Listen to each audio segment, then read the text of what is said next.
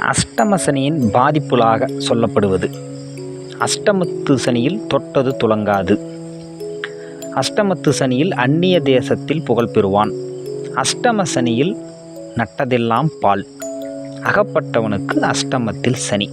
இது அஷ்டம சனி உள்ளவர்களை பயமுறுத்தக்கூடிய ஒரு பழமொழிகளாக அன்றிலிருந்து சொல்லப்படுகிறது. அஷ்டம சனியினுடைய பாதிப்புகளாக ஒரு பாடல். பாரப்பா அஷ்டம சனியின் பலன்தனை சொல்ல கேளு.